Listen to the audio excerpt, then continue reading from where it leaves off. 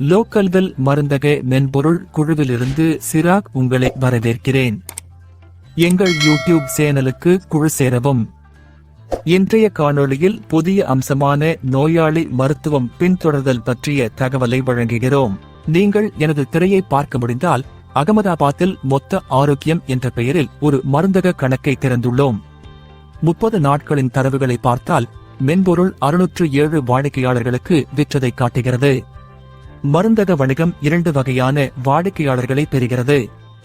முதலாவது, சர்க்கரை, இரத்த அழுத்தம், சிறுநீரக செயலிழப்பு, வலிப்பு நோய் போன்ற நோய்களால் பாதிக்கப்பட்டவர். அந்த வாடிக்கையாளர்கள் நீண்ட நாள் நோயாளிகள். அவர்களின் மறுநிகழ்வு விகிதம் உயர்ந்தது. வயிற்று வலி, தலைவலி, அசிடிட்டி போன்ற நோய்கள் வரும் 2வது வகை வாடிக்கையாளர்களை கடுமையான நோய் வாடிக்கையாளர் என்று அழைக்கிறோம்.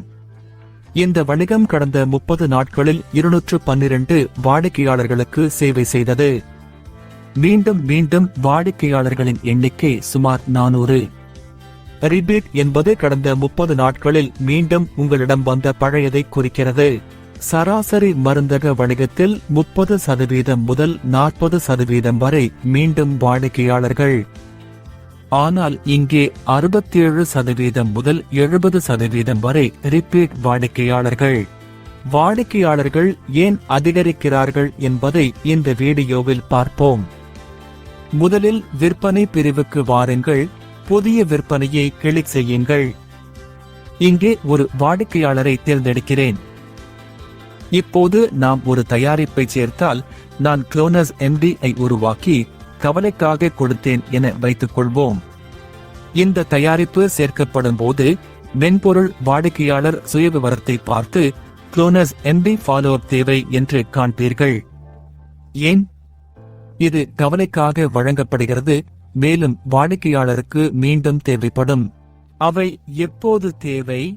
நீங்கள் பார்க்கலாம், அதன் மூலக்கூறு கலவை குளோனாசபம் 0.5 மில்லிகிராம். இப்போது குளோனசபம் 0.5 மில்லிகிராம் மென்பொருளானது சராசரி நோயாளி தினமும் 0.91 மாத்திரை உட்கொள்கிறார். சரி, இப்போது இங்கே பார்த்தால் ஒரு ஸ்டிரிப்பில் 10 மாத்திரைகள் உள்ள குளோனாஸ் MT மருந்து தெரியும். வாடிக்கையாளர் ஒரு துண்டு, அதாவது ஒரு இலையை வாங்கியதால் மொத்தம் 10 மாத்திரைகளை உங்களிடமிருந்து வாங்கியுள்ளார். செய்துவிட்டேன். இப்போது 10ஐ 91ஆல் பெருக்கினால் அது 9 நாட்களாகும்.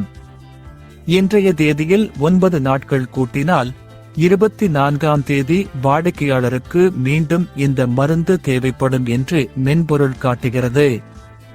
நினைவூட்டல் கொடுக்கிறது. இப்போது வேறொரு தயாரிப்பை தேர்வு செய்தால், நான் கிளைகோமெட் தயாரிப்பை தேர்ந்தெடுத்துள்ளேன் என்று வைத்துக் கொள்வோம். இதையும் சேர்த்தால் நீங்கள் பார்ப்பீர்கள், மென்பொருள் இங்கே கிளைகோமேட்டையும் சேர்த்துள்ளது. இப்போது கிளைகோமேட்டில் கிளைம்பிரைட் 1 மில்லிகிராம், மெட்ஃபார்மின் 500 மில்லிகிராம் உள்ளது. பாருங்கள், இந்த தயாரிப்பின் கலவையை மென்பொருள் காட்டுகிறது. ஒரு சராசரி நோயாளி தினமும் 94 மாத்திரைகளை உட்கொள்கிறார். மேலும் நான் பார்த்த இன்னொரு விஷயம் என்னவென்றால், இந்த கிளைகோமேட்டில் ஒரு ஸ்ட்ரிப்பில் 15 மாத்திரைகள் உள்ளன.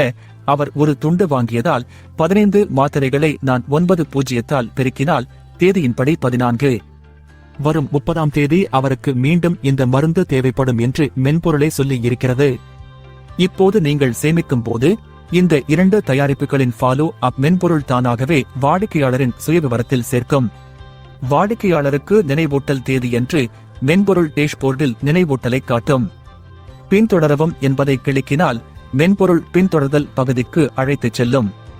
எடுத்துக்காட்டாக, ஜானகி பென் ஹேம்னானி வாடிக்கையாளரை தேர்ந்தெடுத்தால் மே 7 அன்று ஃபாலோ அப் கொடுக்க வேண்டும் என்றும் 2 ஃபாலோ அப்கள் நிலுவையில் இருப்பதாகவும் காட்டுகிறது. அதை கிளிக் செய்தால் வலது பக்கத்தில் முழு விவரங்கள் தெரியும். ஜூலை 5 முதல் ஜானகி பென் ஹிம்னானி உங்கள் வாடிக்கையாளராக இருக்கிறார்.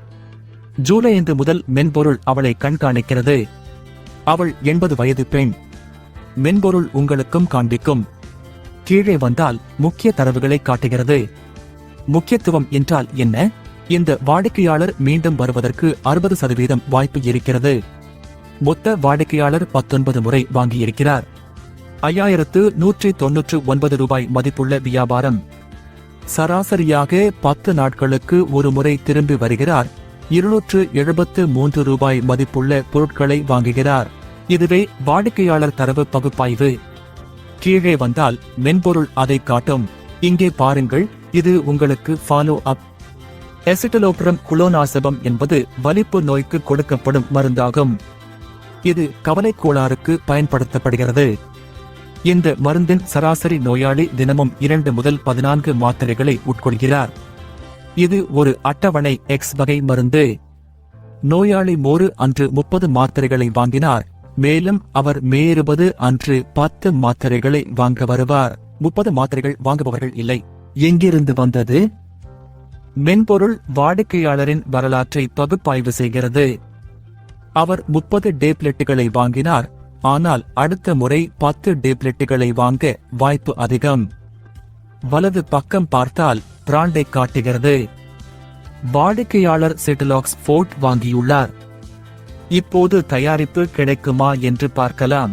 இங்கே செக்ஸ்டாக் என்பதை கிளிக் செய்யவும். மென்பொருள் ஆக்சென்டா மருந்தின் செட்டிலாக்ஸ் ஃபோர்ட் போன்றவற்றின் மாற்றுகளை காண்பிக்கும். இங்கே எனக்கு 110 மாத்திரைகள் இருப்பதை காணலாம். உங்களுக்கு இந்த தயாரிப்பு இல்லை என்றால் சிப்லா, இண்டஸ், அப்போர்ட் போன்ற பிராண்டுகளின் தயாரிப்புகளையும் காட்டுகிறது. ஒவ்வொரு பொருளின் இருப்பையும் காலாவதி தேதியையும் காட்டுகிறது. முதலில் காலாவதியாகும் தயாரிப்பு மேலே இருக்கும். மேலும் டேப்லெட் விலையிலும் வித்தியாசம் காட்டுகிறது. இது மலிவு அல்லது விலை உயர்ந்ததா? இங்கு விலை 24% அதிகம். இதன் மூலம் அவரது பங்குகளை சரிபார்த்து வாடிக்கையாளரிடம் எத்தனை மாத்திரைகள் உள்ளன என்பதை காணலாம். இன்றைக்கு இந்த வாடிக்கையாளரிடம் 13 மாத்திரைகள் உள்ளன. கடந்த முறை அவர் எவ்வளவு வாங்கினார் என்பதையும் அடுத்த முறை அவர் என்ன வாங்குவார் என்பதையும் பரிந்துரைக்கிறது. இன்று அவர் எத்தனை மாத்திரைகள் எடுத்தார்?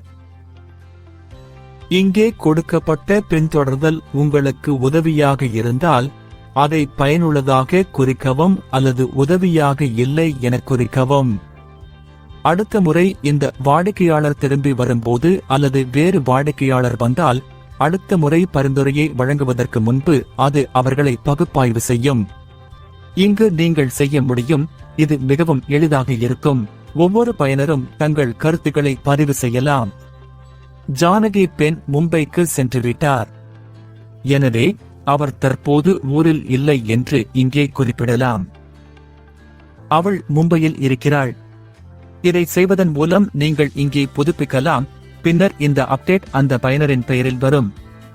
மற்றொருவர் இதை பின்தொடர முயலும் போது அவரது முழு வரலாறும் இங்கே பார்க்க முடியும். இங்கிருந்து நீங்கள் பின்தொடர்வதை திருத்தலாம் அல்லது நீக்கலாம். இப்போதைக்கு அதை நீக்குகிறோம். இந்த வழியில் அந்த வாடிக்கையாளரின் அனைத்து பின்தொடர்தல்களையும் இங்கே பெறுவீர்கள். இந்த வாடிக்கையாளருக்கு செய்தி அனுப்ப அனைத்தையும் தேர்ந்தெடுத்து வாட்ஸ்அப் பொத்தானை அழுத்தினால் வாடிக்கையாளருக்கு நினைவூட்டலை அனுப்பும். இதனால் வாடிக்கையாளர்களை எளிதாக பின்தொடரலாம். இப்போது இந்த வாரம் 97 வாடிக்கையாளர்களை பின்தொடர வேண்டும். ஒரு சராசரி வாடிக்கையாளர் 300 ரூபாய் மதிப்புள்ள வணிகத்தை வழங்குகிறார். பாதி வாடிக்கையாளர்கள் திரும்பினால் நீங்கள் வாரத்திற்கு 15,000 ரூபாய் கூடுதல் வியாபாரம் செய்தீர்கள். அதனால் இந்த வணிகத்தின் ரிப்பீட் ரேட் அதிகமாக இருக்கும்.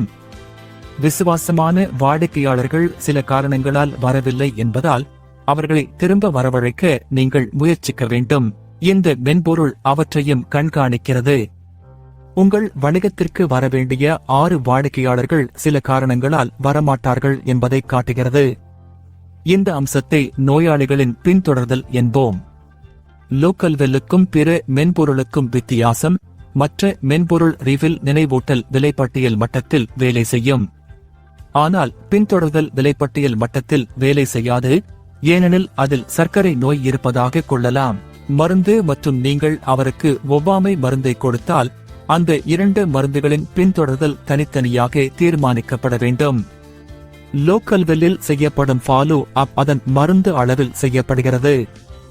மருந்து அந்த ஒப்பு மட்டத்தில் உள்ளது. இந்த அமைப்பு தானியக்கமானது. பயனர் எந்த உள்ளீடும் தேவையில்லை.